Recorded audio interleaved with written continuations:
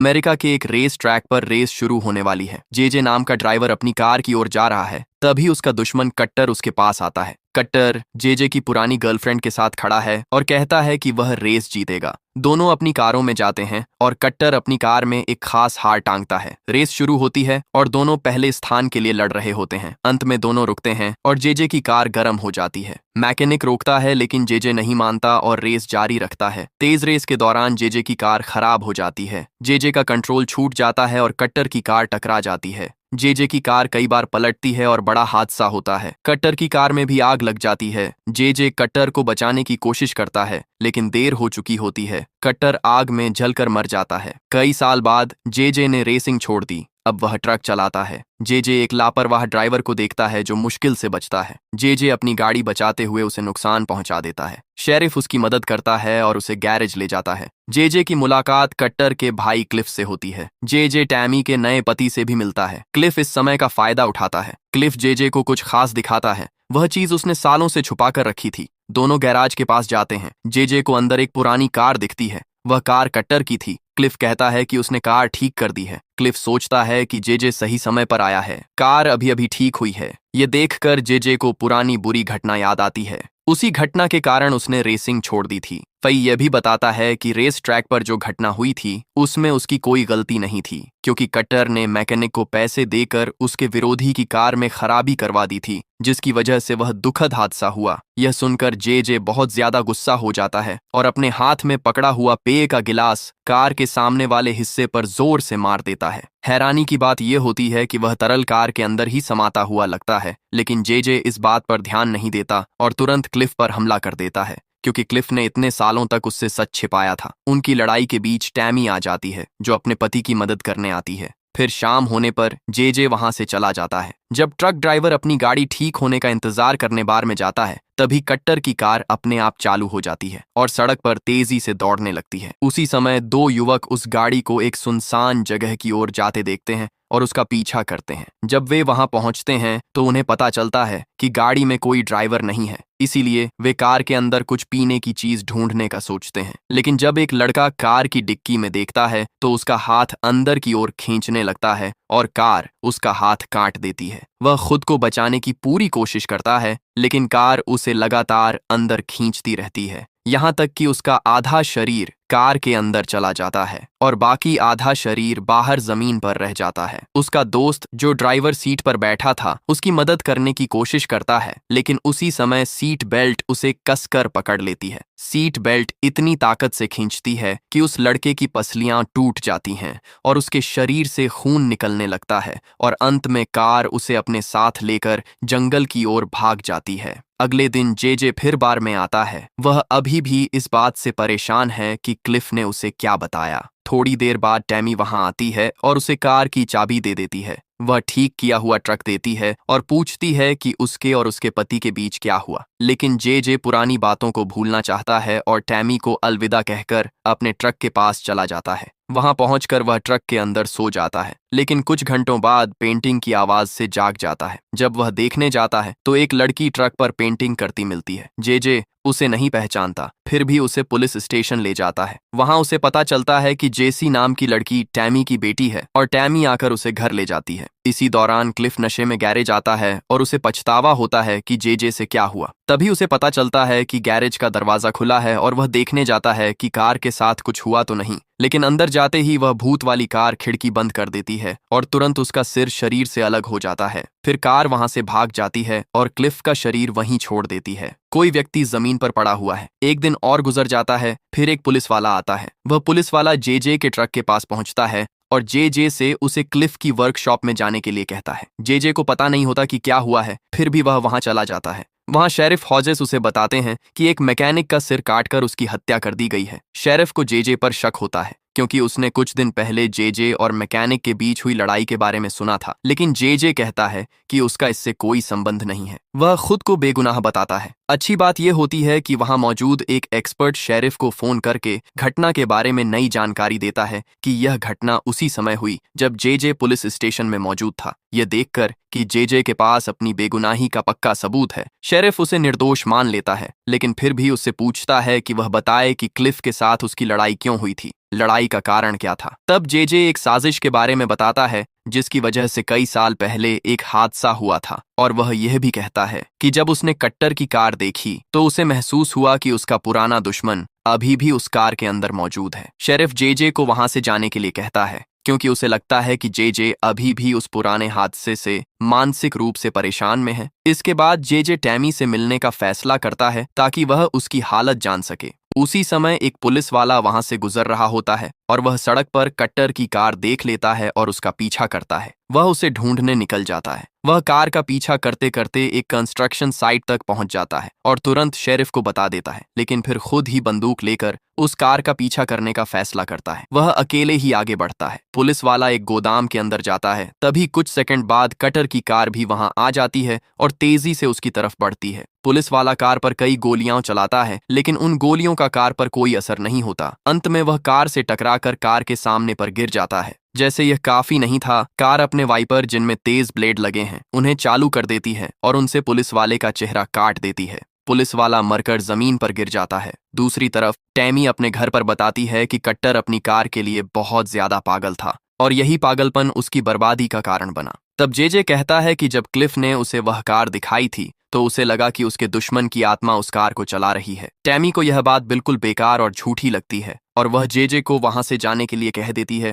उसे यह नहीं पता होता कि वही भूत वाली कार वहीं आसपास मौजूद है। जेजे सच में ट्रक में बैठकर शहर छोड़ने का फैसला करता है, लेकिन उसे बिल्कुल भी पता नहीं होता कि जेसी पहले से ही ट्रक के अंदर छिपी हुई है। जेसी कट्टर की मौत का सच जानने के लिए सबूत ढूंढ रही थी। जैसे ही जेसी ने जेजे को आते देखा, वह जल्दी से ट्रक में छिप गई और सही समय का इंतजार करने लगी ताकि भाग सके। जेजे ट्रक चलाकर निकल जाता है, लेकिन रास्ते में उसे पता चल जाता है कि जेसी ट्रक में ही है। जेजे उसे कहता है कि वापस ले जाने से पहले वह ट्रक से नीचे उतर जाए। जेजे उसके लिए खाने की चीजें खरीदता है, लेकिन जेसी का जिद्दी और विरोध करने वाला व्यवहार वैसा ही रहता है। जेसी कहती है कि वह जेजे के साथ ही रहना चाहती है क्योंकि उसे अपने घर वाले शहर में नहीं रहना। जेजे मना कर देता है क्योंकि उसे पता है कि टैमी को इस कठिन समय में अपनी बेटी जेसी की जरूरत है। जेजे उसे जबरदस्ती ट्रक में बैठाता है, लेकिन जेसी मना करती है और वहां लोगों के सामने हंगामा करने लगती है। इससे पहले कि वे और झगड़ा करते, अचानक गोस्ट कार डाइनर के बीच में आ जाती है और आसपास की चीजों को तोड़ना शुरू कर देती है।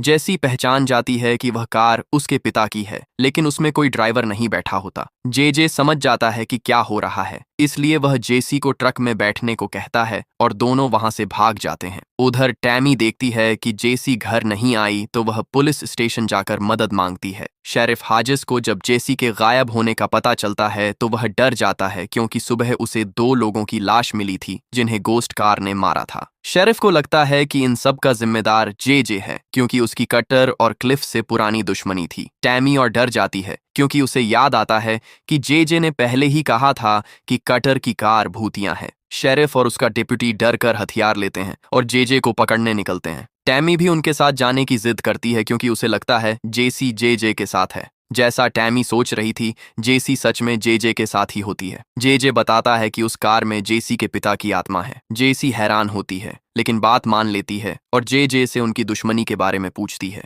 जेजे बताता है कि जेसी के पिता कहते थे कि दुश्मनी असली नहीं थी, लोगों ने रेस को मशहूर करने के लिए बनाई थी, जबकि वे दोनों अच्छे दोस्त थे। लेकिन ये झूठी बातें कटर के दिमाग पर असर करने लगीं और वह अपने दोस्त को हराने के जुनून में पागल हो गया। सच जानने के बाद जेसी जेजे के लिए सहानुभूति महसूस करने लगती है। तभी पुलिस की गाड़ी ट्रक को रोक देती है और उनकी बात अधूरी रह जाती है। शेरिफ बाहर आता है, जेजे पर बंदूक तानता है और उसे शांत रहने को कहता है। जेसी गुस्से में सबको बताती है कि जेजे निर्दोष है और गोस्ट कार ने हमला किया था, लेकिन कोई विश्वास नहीं करता। जेसी गुस्से में भागने लगती है और टैमी और डिप्टी उसके पीछे जाते हैं। उसी समय जेजे सच बताने की कोशिश करता है, लेकिन शेरिफ उसे पकड़कर गिरफ्तार करने लगता है और तभी कुछ होने वाला होता है। वह आदमी अभी हथकड़ी निकालने ही वाला था, तभी अचानक एक भूतिया कार बहुत तेज गति से आती है। वह कार सीधे बूढ़े शेरिफ हेजेस से टकरा जाती है। टक्कर लगते ही हेजेस की वहीं पर मौत हो जाती है, लेकिन कार रुकती नहीं है। कार रुकने के बजाय और लोगों को मारने के लिए ढूंढती रहती है। वह वापस घूम जाती है। शेरिफ बहुत बुरी तरह घायल हो चुका होता है। शेरिफ की हालत देखकर उसकी सहायक असिस्टेंट अपनी बंदूक उठाती है और कार पर लगातार गोलियां चलाने लगती है, लेकिन कार और भी तेज होकर उसी की तरफ आ जाती है। एक ही वार में वह महिला पुलिसकर्मी को जमीन पर गिरा देती है, फिर अपने पीछे के पहिए से उसे कुचलने लगती है।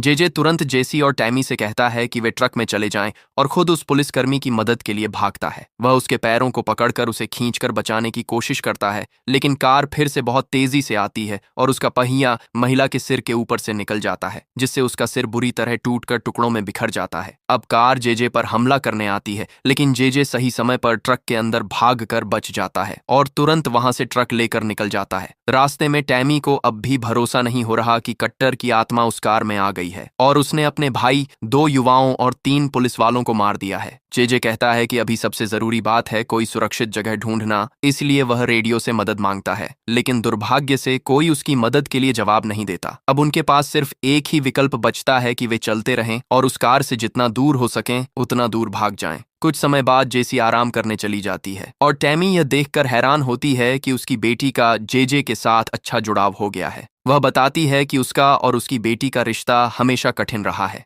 जैसे उसकी शादी कट्टर के साथ भी खराब थी। कट्टर हमेशा स्वार्थी और बहुत महत्वाकांक्षी इंसान था। उसे इस बात का अफसोस है कि उसने जेजे की जगह कट्टर को चुना और वह पूछती है कि जेजे और क्लिफ के बीच आखिर हुआ क्या था। जेजे इस सवाल को टाल देता है क्योंकि वह सच नहीं बताना चाहता। वह नहीं बताना चाहता कि उस हादसे के लिए कट्टर और क्लिफ दोनों जिम्मेदार थे। उसी हादसे में जेजे की जान मुश्किल से बची थी। जब वे बात कर रहे होते हैं तभी अचानक ट्रक खराब हो जाता है और जेजे को उसे रोकना पड़ता है। फिर तीनों ट्रक से बाहर आते हैं और ड्राइवर इंजन चेक करने जाता है कि समस्या क्या है। दुर्भाग्य से ऐसा लगता है कि ट्रक में बड़ी तकनीकी खराबी है, ट्रांसमिशन खराब है और अभी उसे ठीक नहीं किया जा सकता। लेकिन अच्छी बात यह है कि जेजे के पास एक आखिरी तरीका है। ट्रक में एक रेस कार है जिसे उसे किसी को पहुंचाने के लिए पैसे मिले थे और अब वही उसका आखिरी सहारा है। वह आदमी गाड़ी को चलाने के लिए तैयार करता है और टैमी से जेसी के बहादुर और डर न मानने वाले स्वभाव के बारे में बात करता है। यह सुनकर टैमी सच बताने का निर्णय लेती है और कहती है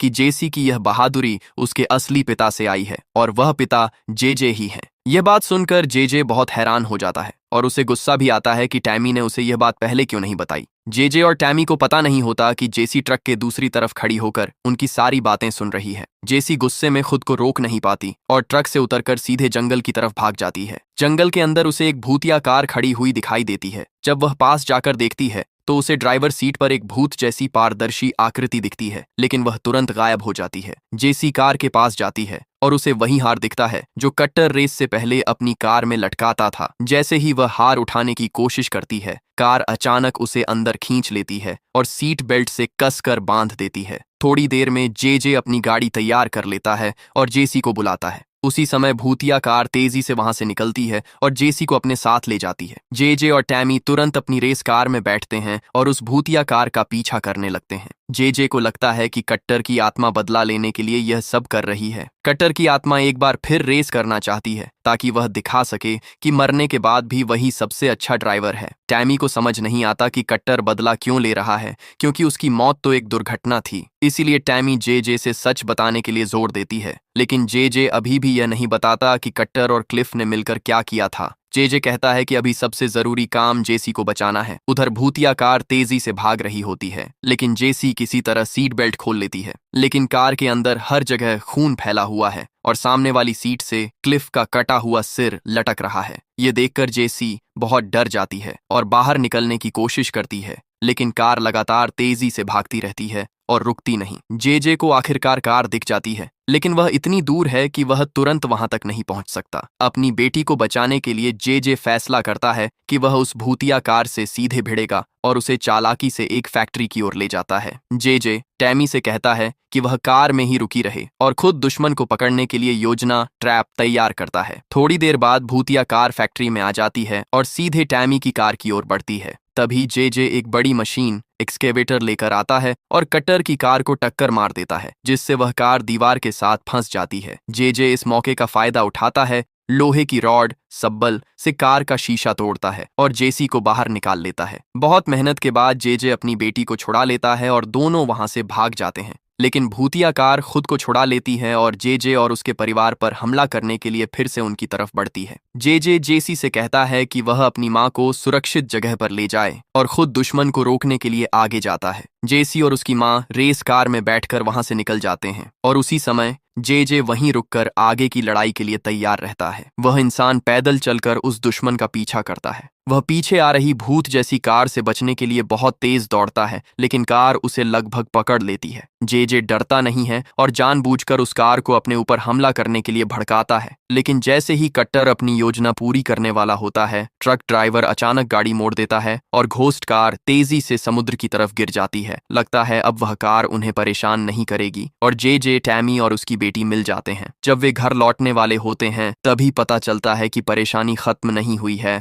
और वह घोस्ट कार फिर पानी से बाहर आ जाती है। वे आगे जाते हैं और रात होने पर एक पेट्रोल पंप पर रुकते हैं। वे समस्या का हल ढूंढ रहे होते हैं कि तभी स्टेशन का मालिक आ जाता है। जे उसे मजबूरी में डालकर उसके ट्रक की चाबियां ले लेता है। वह आदमी मान जाता है, लेकिन बाद में ऑफिस में जाकर बंदूक ले आता है। जे उससे बंदूक छीन लेता है और कहता है कि उन्हें जल्दी जाना होगा क्योंकि कोई उनका पीछा कर रहा है। अब समय खत्म हो गया है और घोस्ट कार तेजी से स्टेशन की तरफ आ रही है। जे सबको पीछे हटने को कहता है और कार पर गोली चलाता है, लेकिन उसका असर नहीं होता। घोस्ट कार उसे कुचलने की कोशिश करती है, लेकिन वह बच जाता है और कार गैस टैंक से टकरा जाती है। जे फैले हुए पेट्रोल में आग लगा देता है और बड़ा धमाका हो जाता है। गैस स्टेशन नष्ट हो जाता है और घोस्ट कार आग में घिर जाती है, लेकिन कार अभी भी पूरी तरह खत्म नहीं होती। जे सबको ट्रक में भेज देता है और खुद दूसरी कार लेकर अलग चला जाता है। अब सब सुरक्षित हैं। जे आखिरी बार घोस्ट कार से लड़ने का फैसला करता है ताकि यह झगड़ा खत्म हो जाए।